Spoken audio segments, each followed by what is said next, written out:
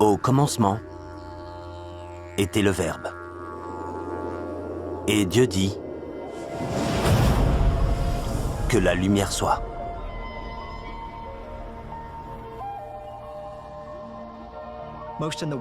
La plupart des Occidentaux sont familiers avec le concept chrétien « Au commencement était le Verbe ». Dieu a créé le Verbe et le monde est apparu. Ce que la plupart ne réalisent pas, c'est que, par exemple, dans l'Égypte ancienne, on enseignait la même chose. Ptah, le dieu de la technologie, aurait ressenti le monde au fond de son cœur, puis l'aurait manifesté par la parole. Les anciens textes et traditions ont presque universellement toujours placé le son au cœur de notre existence, mais aussi de l'existence de l'univers tout entier. Cela a commencé par la puissante syllabe d'origine, l'ancien « Om », qui autrefois ne se prononçait pas, mais se ressentait dans le corps. C'est pour cela que le lien entre le son et la vibration est très important, parce qu'en fin de compte, le son n'est qu'une vibration portée à un niveau audible. Dans la tradition hindoue, le premier mot de base a été le mot Brahman. La toute première lettre hébraïque, Aleph, qui a lancé tout le processus, est aussi une sorte d'expiration. On dit ah, c'est un son. Le son est l'expression de la pensée de cet esprit universel ou de cette source divine. La pensée est exprimée à travers le son qui se manifeste ensuite dans l'univers matériel, dans le monde matériel. Si nous nous penchons sur l'Amérique, nous constatons que les Indiens Pueblos parlent d'une araignée et de la façon dont elle a créé le monde en le chantant.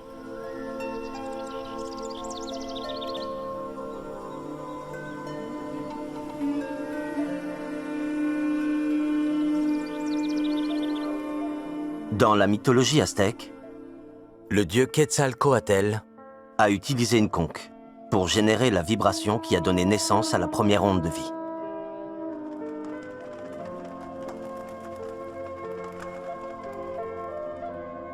Les Inuits disent que le corbeau a créé le monde et les eaux par le battement de ses ailes. Il semble donc que peu importe l'endroit où l'on se trouve ou l'époque, il existe une croyance selon laquelle le son était fondamental pour la création. De manière tout aussi remarquable, notre propre genèse en tant qu'être humain pourrait bien avoir commencé d'une manière similaire. Lorsque l'embryon atteint une taille inférieure à 1 millimètre, très proche d'1 millimètre, mais pas tout à fait 1 millimètre, il commence déjà à développer les premiers aspects de l'oreille interne. Le tout premier organe sensoriel qui se développe chez l'embryon est donc l'oreille interne. Ensuite, entre 16 et 24 semaines, l'embryon atteint un point où les 5 sens sont développés. Sauf que nos yeux sont encore fermés et que nous sommes dans le noir et que notre nez et notre bouche sont remplis de liquide. Donc, ils ne sont pas actifs. Mais le son circule à travers l'eau 5 fois mieux qu'à travers l'air. Donc, lorsque nous sommes dans l'utérus, nous expérimentons d'abord l'audition et le sens des vibrations.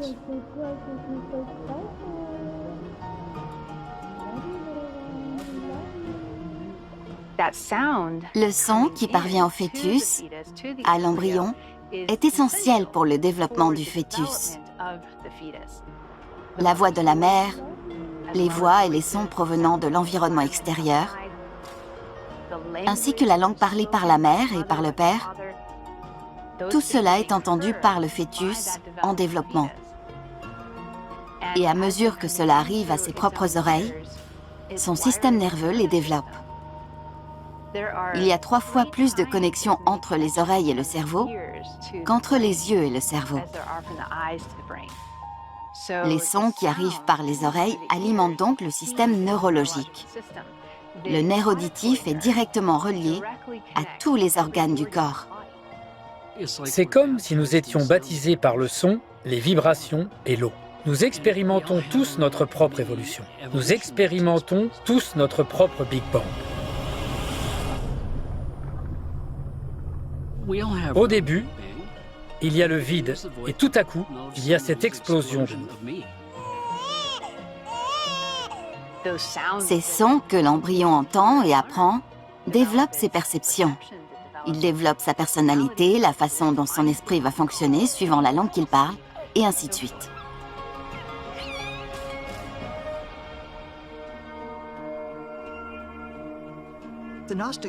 Les gnostiques croyaient que c'était notre âme qui manifestait notre corps physique.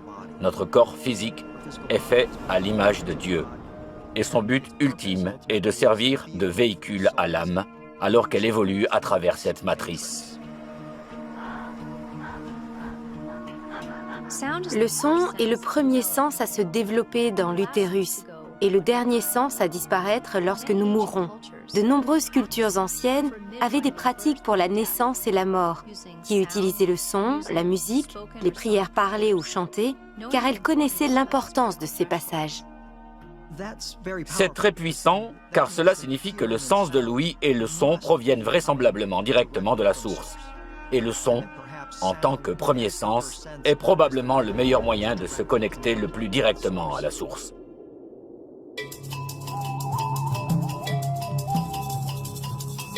De nombreuses traditions dans le monde utilisent des symboles, des instruments et des chants pour exprimer leurs origines. Dans la tradition gnostique, l'existence est représentée par un cercle, avec un point au centre. D'innombrables lignes rayonnent à partir de ce point. Le contour est considéré comme le monde souterrain. En d'autres termes, notre vie quotidienne, également connue comme le rêve de la séparation. Les lignes reliées au centre représentent un état plus proche de ce que nous sommes vraiment. Le point central représente notre existence fondamentale, à laquelle nous pouvons nous connecter dans notre sommeil profond.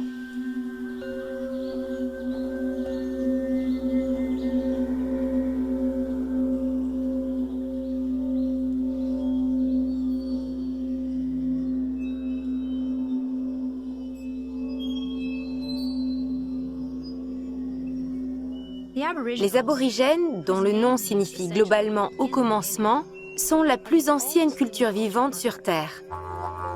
Ils jouent du didgeridoo depuis au moins 150 000 ans. Ils prennent cette racine, ils la creusent et ils en font une sorte de clairon. Et les tonalités et les fréquences qui en ressortent sont agencées de manière à coder des informations. On dit que le son du didgeridoo nous connecte au monde des rêves où les ancêtres résident, d'où nous venons avant notre naissance et où nous allons après notre mort. Les aborigènes d'Australie parlent de lignes de chant ou de chemins de chant, chantés par les esprits de leurs ancêtres primordiaux, qui marchaient à travers le paysage, créant les paysages de leur terre par le chant. Pour les aborigènes, ces chants sont permanents et doivent continuer à être chantés. Les lignes de chant sont des chemins vibratoires qui existent dans une sorte de dimension parallèle et que les aborigènes utilisent pour naviguer sur de vastes territoires et acquérir des connaissances. Ce n'est que lorsque j'ai fait un voyage au Tibet et que je me suis rendu dans un certain nombre de monastères situés dans les hauteurs de l'Himalaya que j'ai commencé à comprendre le secret mystique du son et son lien avec la création. J'ai pu voir de nombreux mandalas qui étaient dessinés sur les murs. Les moines m'ont dit « Voici le secret ».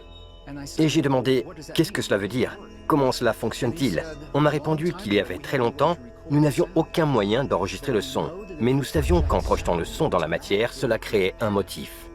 Ce que vous voyez sur les murs des temples, ce sont donc les motifs qui rappellent aux moines et aux nonnes que s'ils génèrent un son très spécifique, correspondant à ce motif, ils reproduiront alors le son de leurs ancêtres.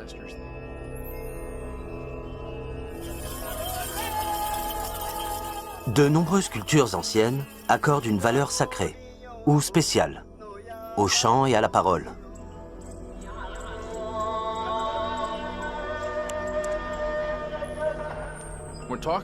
Nous parlons de mots, nous parlons de sorts et de jeter des sorts. Nous disons jeter des sorts, car les mots ont un pouvoir. Les anciens le savaient, alors ils choisissaient leurs mots très soigneusement. Les mots étaient vraiment triés sur le volet parce qu'ils comprenaient le pouvoir des mots. Il n'y a pas si longtemps, les humains pouvaient dire que leurs paroles valaient de l'or. et qu'elle valait un contrat signé. Le pouvoir de créer avec le langage vient de la cohérence, de l'alignement et de l'intégrité absolue entre ce que nous pensons, disons et faisons. Par les mots que nous prononçons, nous influençons ce champ et ce processus de manifestation. Mais il y a certains mots puissants, certains mots anciens, divins, qui étaient tenus secrets en raison du pouvoir qu'ils renfermaient et qui étaient souvent utilisés lors de cérémonies, d'actes magiques et autres.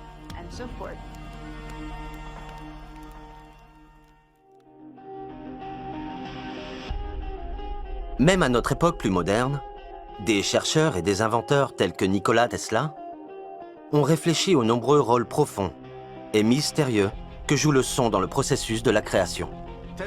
Tesla a dit, et je paraphrase, que si vous voulez comprendre les secrets de l'univers, vous devez y penser en termes d'énergie, de fréquence et de vibration. Je pense vraiment qu'il avait réalisé quelque chose de très important et de très fondamental, à savoir que la matière n'est pas une chose. Ce que nous appelons les choses, la matière, n'a en réalité rien d'une chose. Ce n'est en fait que de l'énergie, des vibrations, des fréquences, des oscillations. Lorsque vous observez un atome de très près, vous ne voyez pas de petites boules de billard. L'atome est constitué de 99,9999% d'espace, et la partie qui n'est pas de l'espace est un petit champ électromagnétique qui fluctue. Il est donc incorrect de considérer cela comme quelque chose de solide. Peut-on être trompé par ce que l'on croit voir? Un personnage clé de la Grèce antique nous a mis en garde contre les dangers de croire ce que nous percevons avec nos yeux. Platon est considéré comme le père de la philosophie occidentale. Il croyait que nous ne vivions pas dans le monde réel, mais dans l'ombre du monde réel. Et il a conçu une allégorie appelée l'allégorie de la caverne. Dans cette allégorie, il décrit un groupe de prisonniers enchaînés ensemble. Derrière les prisonniers se trouve un feu, et entre le feu et les prisonniers se trouvent d'autres personnes qui jouent avec des marionnettes et projettent des ombres sur le mur. Les prisonniers croient tous que les ombres qu'ils voient représentent le monde réel.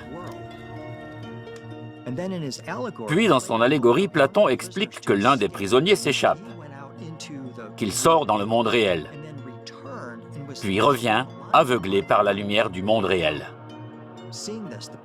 Voyant cela, les autres prisonniers se disent « Nous préférons rester dans le monde de l'ombre, nous ne voulons pas être aveuglés par la lumière ». C'est devenu une façon de décrire notre rapport à la réalité.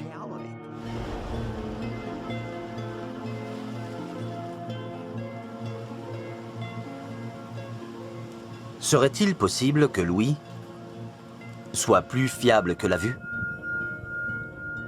Dans les cultures orientales, l'oreille est considérée comme plus réceptive, le yin, et féminine, tandis que les yeux sont considérés comme le plus actif, le yang, et masculin. L'époque actuelle dans laquelle nous vivons met davantage l'accent sur le yang, ou les informations visuelles, que sur les informations que nous recevons en étant à l'écoute.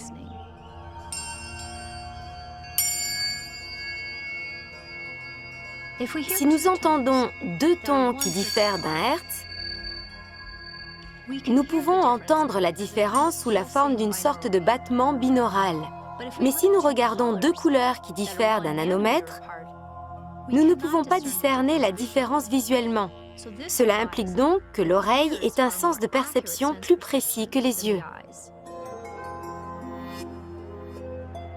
Le scientifique américano-britannique David Bohm a déclaré que le monde que nous voyons est comme une image holographique, une sorte de tapisserie de forme reflétant des motifs d'ondes d'interférence.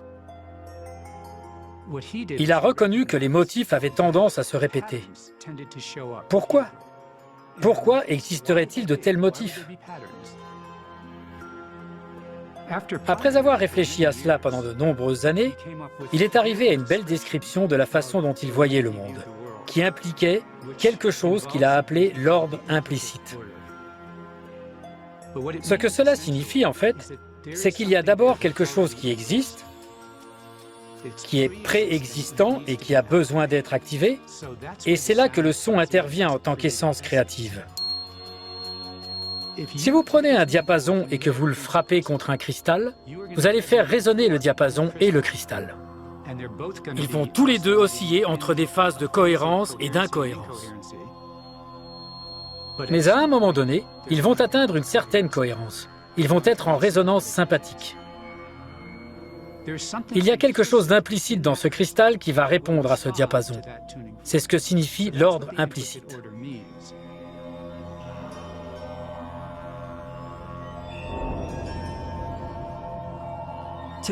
Aujourd'hui, les gens comprennent que nous vivons dans une matrice. Ils comprennent que parfois, cette matrice n'est pas un endroit très confortable. Et ils cherchent des moyens d'aller au-delà de la matrice. Et nous découvrons aujourd'hui que le son est probablement la clé de la vie. C'est la clé pour ouvrir les portes de réalité supérieure. C'est la clé pour ouvrir des portes en nous-mêmes. Nous avons donc l'intime conviction que le moyen de traverser la matrice est d'élever notre propre vibration. Comment pouvons-nous élever notre vibration? L'univers offre de nombreux indices cachés, dont certains ont trait au son et aux mathématiques. Le maître spirituel et philosophe Georges Gurdjieff a parcouru le monde pour rassembler certaines de ces pièces du puzzle.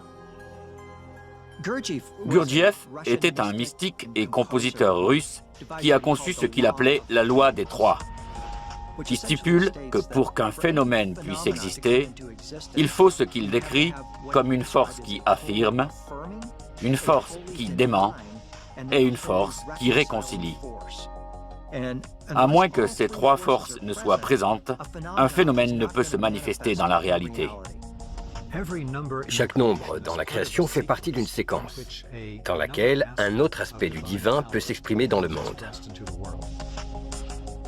Il y a donc le pouvoir particulier du 1, le pouvoir du 2, et le 3 est le suivant dans la séquence.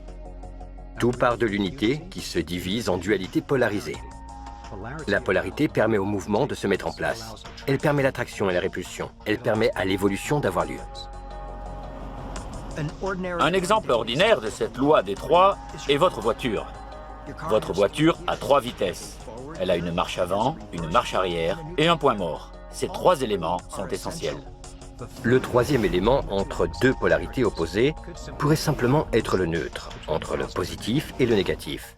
Mais il pourrait aussi être compris comme l'union du positif et du négatif, comme un homme et une femme engendrent un enfant.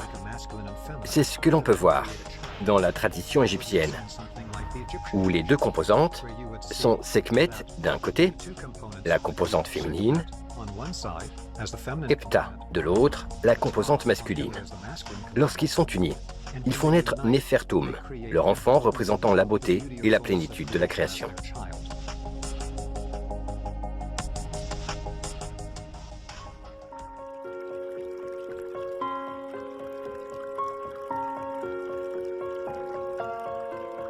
La deuxième loi à laquelle Gurdjieff fait référence est la loi des octaves.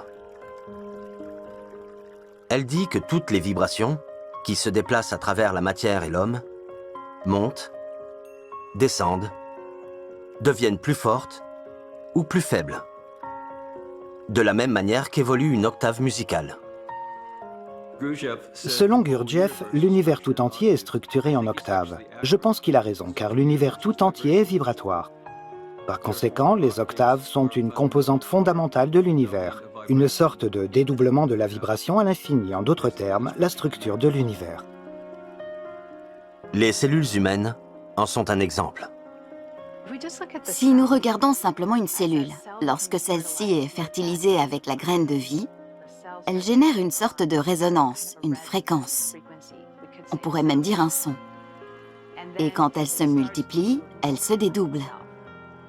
Par la mitose cellulaire, elle se dédouble. Ce rapport de 1 à 2 est le même que celui qu'on pourrait associer à l'octave. Il y a un rapport harmonique qui se produit. Il y a le rapport de 1 à 2, de 2 à 4, de 4 à 8, de 8 à 16, de 16 à 32, etc. Elles se dédoublent de manière continue. Elles suivent donc cette séquence harmonique. Nous pouvons également voir beaucoup de corrélations entre la division cellulaire et la fleur de vie, qui est une géométrie sacrée. Il y a d'abord un cercle, puis il se divise et en forme 2, alors les deux se chevauchent et forment le Vesica Piscis, puis cela se transforme en 4 cercles. Et lorsque nous arrivons à 7 et enfin 8, cela forme cette graine de vie partant du centre de la fleur de vie. Les règles qui régissent l'harmonie, le son et la musique sont les mêmes que celles qui s'appliquent à la géométrie sacrée et à ce qui est beau, harmonieux et porteur de vie dans les formes géométriques.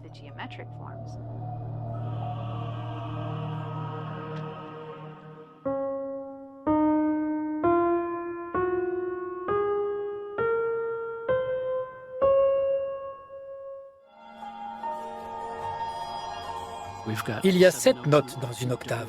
Do, Ré, Mi, Fa, Sol, La, Si.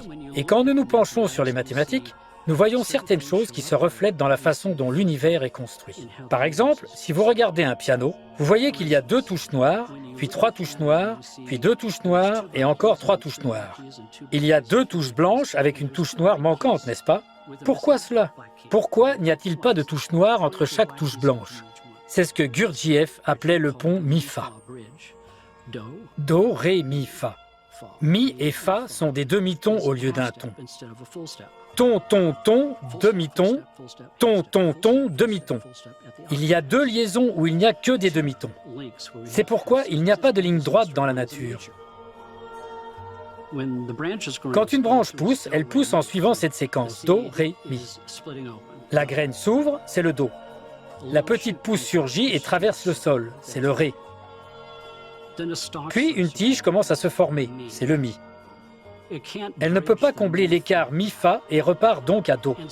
C'est pourquoi quand elle arrive à ce point, elle bifurque. Chacune de ces fourches bifurque encore et encore, et cela forme un motif fractal.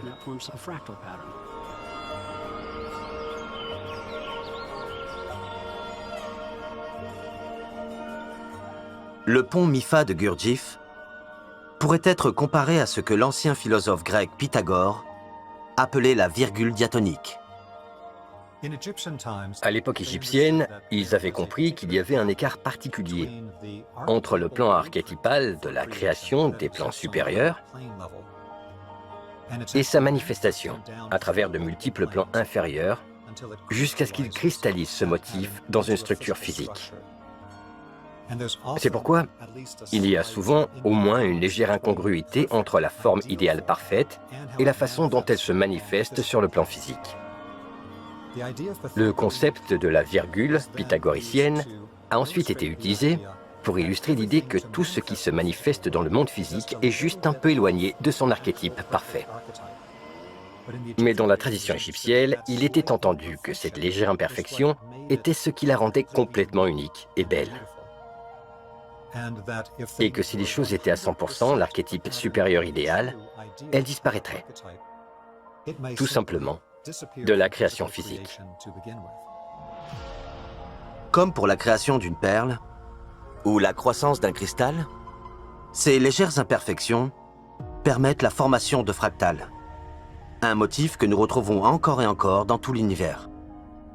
Dans les années 70, le mathématicien Benoît Mandelbrot travaillait avec les ordinateurs personnels qui venaient de se développer et plus particulièrement avec les images graphiques. Il a commencé à entrer des équations dans l'ordinateur et il en est ressorti des images appelées fractales. Il a alors remarqué que peu importe le nombre de fois où il répétait cette équation, la fractale était une image miroir à chaque niveau d'agrandissement. Ce qui est intéressant, c'est que s'il voulait changer un aspect de la fractale, il devait revenir à l'équation originale et la modifier. Lorsqu'il a travaillé sur l'ensemble de Mandelbrot, il a remarqué que celui-ci ressemblait à un Bouddha en méditation. Il a donc continué à modifier l'équation et a obtenu ce que l'on appelle le Bouddha-bro. C'est vraiment extraordinaire, car cela nous montre que si nous sommes faits à l'image de Dieu, nous sommes peut-être des fractales de notre Créateur. Cela correspond parfaitement au bouddhisme, selon lequel nous essayons tous de revenir à notre nature divine originelle.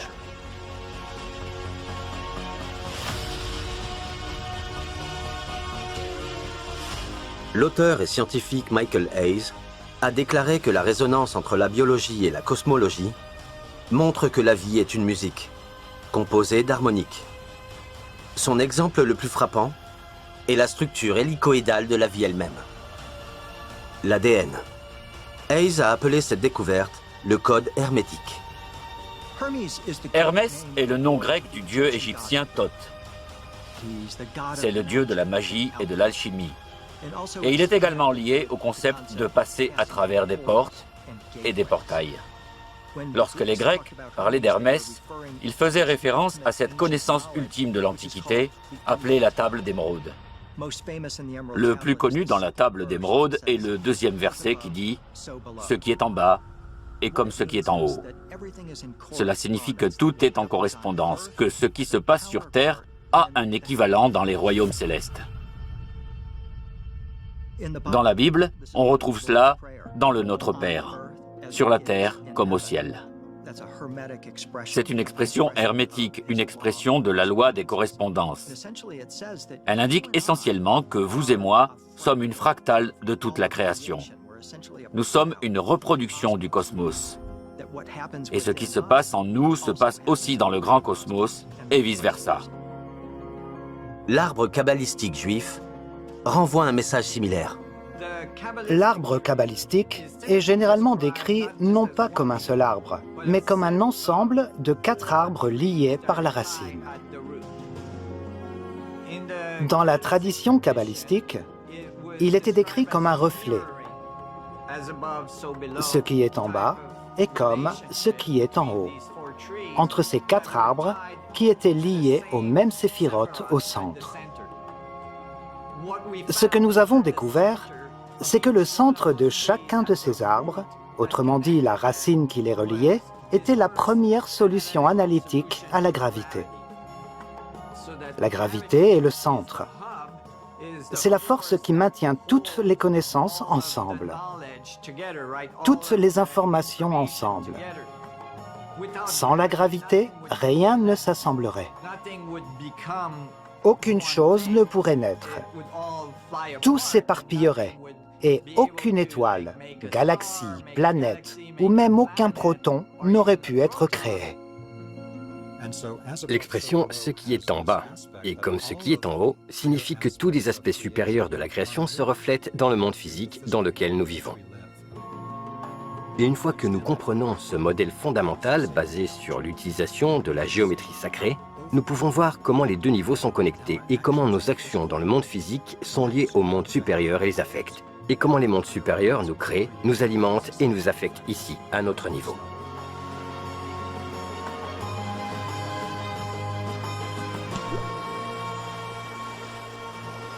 Une autre manière de le voir est d'imaginer qu'une goutte d'eau contient l'océan et que l'océan contient une goutte d'eau. Tout dans l'univers est connecté. Les informations de tous les protons de l'univers sont présentes dans un seul proton, car ils sont tous connectés les uns aux autres. Nous avons pu voir en laboratoire que 2 particules peuvent être connectées de telle manière que même si l'une des 2 se trouve à l'autre bout de l'univers, si vous en modifiez une, si vous la chatouillez, l'autre rira. C'est instantané. Le lien de causalité est l'un des nombreux principes de l'univers. Est-ce que le son est la cause de la création ou est-ce que c'est l'effet de la création? Si vous voulez l'examiner du point de vue de la physique quantique, le son est-il une particule ou une onde? La réponse est bien sûr que c'est le cas. Il est les deux. Il est la cause et il est l'effet. Et il nous affecte autant que nous l'affectons. Les cultures anciennes utilisaient la métaphore selon laquelle l'univers serait en fait une symphonie cosmique, une chanson chantée au Créateur. Étant donné que la sagesse ancienne s'aligne sur la science moderne, ce concept est soutenu par la théorie quantique, qui suggère également que le cosmos soit une sorte de symphonie de vibrations. De nombreuses cultures anciennes pensaient que notre seul rôle était de jouer notre note particulière, aussi parfaitement que possible. pour que la création soit complète. Cela se traduit par « Soyez vous-même ».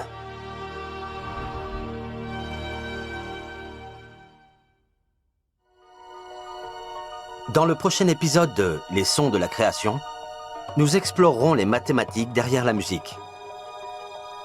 Rejoignez-nous pour découvrir les secrets sonores de la géométrie sacrée.